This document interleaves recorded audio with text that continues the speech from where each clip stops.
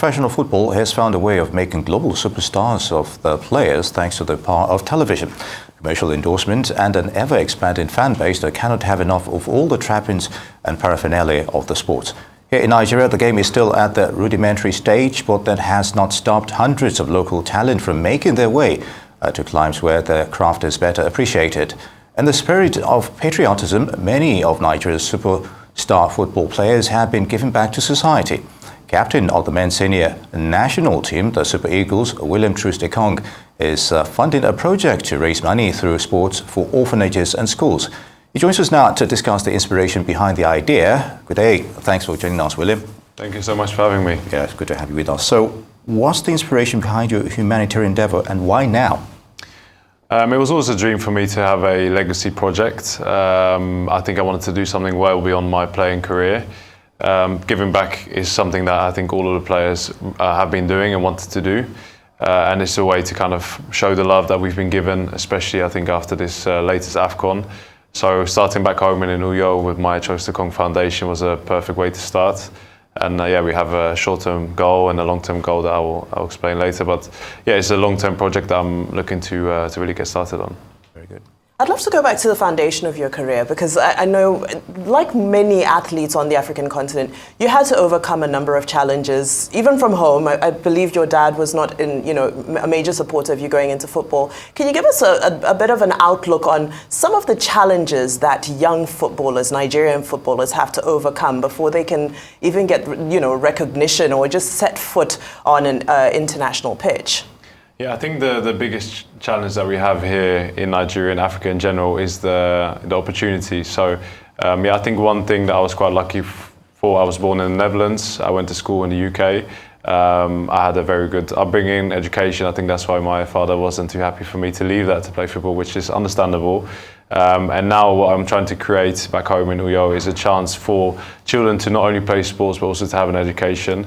And there's also several orphanages that we're adopting in that work, and also trying to give them a better chance and opportunity, really. So yeah, that's the one thing that is probably the biggest challenge here in Africa and in Nigeria, and something that I'm trying to tackle in my own way.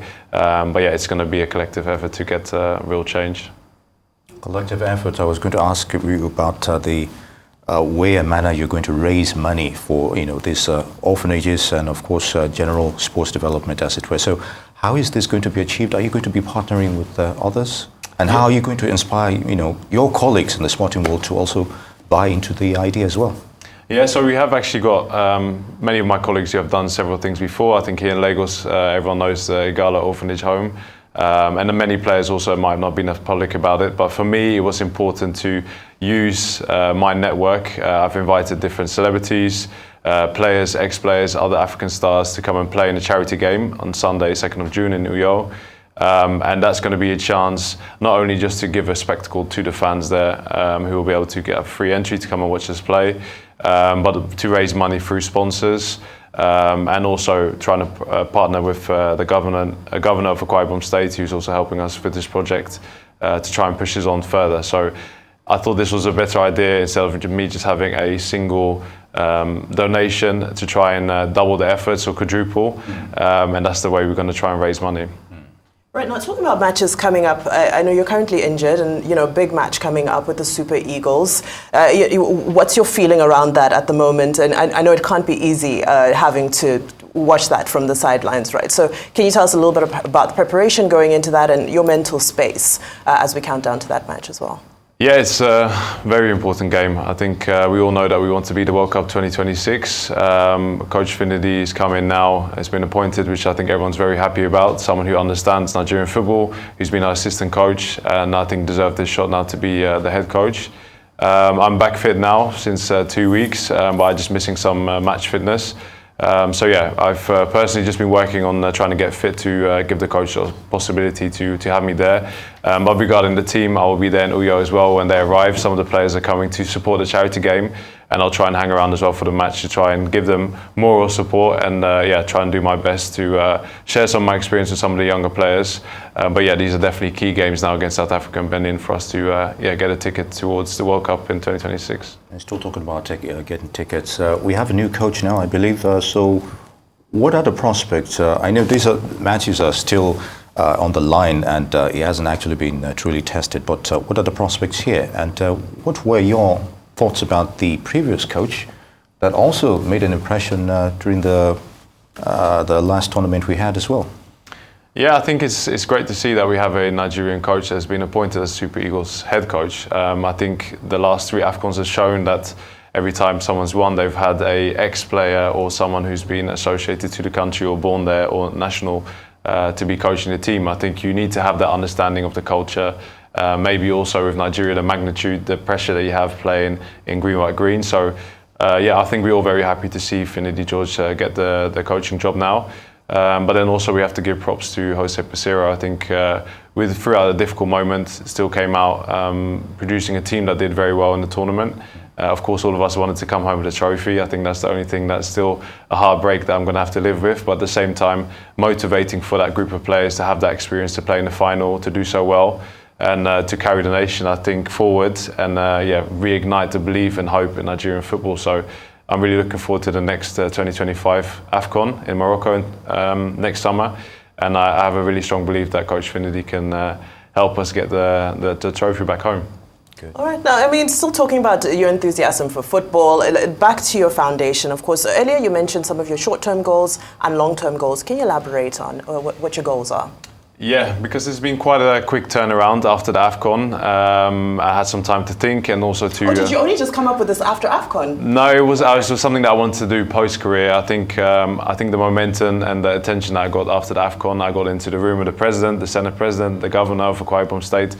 And yeah, it was kind of, they suggested, is there anything that you would like to do in Nigeria? And I said, this is one of my dreams to achieve. And this might be the perfect time to actually go ahead and further those. So to try and put something together, like build a sports facility and a school that we want to do in 3 months is near enough impossible. So we wanted to focus on having a direct impact by adopting already existing structures like orphanages and schools, and also to hand out scholarships at the University of Uyo, because I thought that would be the best way to make a direct impact. And yeah, now we've done that, we've raised more than enough money, which I'm going to be excited to share everything about after the event. For me, transparency was key around that because I've also got my name attached to it. And then afterwards, we're going to plan what's going to be coming in the next 12 to 24 months to actually get those structures in place and yeah, to get a football academy also in New York. I know all of this, still boils down to funding, as it were. So, talking numbers now, is there a specific amount that you've set up? I know you just mentioned the fact that, okay, fine, you've been able to garner some amount here, but so that those who can assist can key into that idea. So, are we okay? Is it like 100 million naira, or what have you? I think for the project that we have in mind, it's probably going to be between 300 to 400 million naira to get the structure in place. Yeah, I've made my personal commitment to that as well. I think I've also said I'll pledge the rest of my Super Eagles bonuses, appearance fees, those kind of things, hopefully as long as I keep playing. But beyond that, I think, yeah, we need to have a collective effort. So one of the key things for me was to try and also break these things down and make it bite-sized and for the people to understand how much would it cost to give a scholarship, for example, for an undergraduate, which I've now found out all myself. So it's been a learning curve. And also speaking to the orphanages, everyone has a different need. There might be supplies, might be solar panels for the electricity. There's loads of different things that we can do. So this time we just tried to work within the budget we created from this charity game and hopefully what we will generate. And then over the next 12 months, 24 months, we have to plan that out further for the actual school and the sports academy and the scholarships that we want to be giving. So yeah, it's a work in progress. And yeah, I can only give you as much as this game now on Sunday. But I'd love to come and talk about this again in 12 months' time or 24 months' time to tell you what I've done. Definitely. No, it already sounds like a lot, so let's not downplay that. But I'm looking at mentorship, right? Because, just speaking to you, obviously, you have a wealth of experience. The scholarships are great, and, the facilities, making sure facilities are in good condition is also very critical. But one of the gaps that we seem to be seeing with the other, let's say, Super Eagle stars, for example, is that direct mentorship. Is this something you're interested in, and why do you think that we're not seeing more of it? Is it time? Is it location? Or how do we bridge that gap? Yeah, I think it's also probably to do with time. I think we all have a very busy schedule playing. Most of the players are playing in top leagues, are playing in European competitions, and they only have time to come to Nigeria when we play with the Super Eagles and maybe this break now. So sometimes it's just the time element. It's also difficult to mentor everyone that you might meet online. There's hundreds and thousands of messages of people that would like to have some advice or I could probably speak to. But I think, yeah, this foundation is also a way for me to connect with the children and all the youngsters that I'm going to meet. And I also want to show them that, you know, I'm there, I'm on ground. I want to speak to them. I want to hear also what they want to know, because I can sit here now and tell them, oh, you know, this is what you should do or that you should do, but they might have loads of questions that they want to ask me in person. So I think to actually, make the time maybe in the holiday, May, June, when we're in the off season, it's important. And of course, you get in touch maybe with some young players that come to the Super Eagles from the home base or from the youth teams.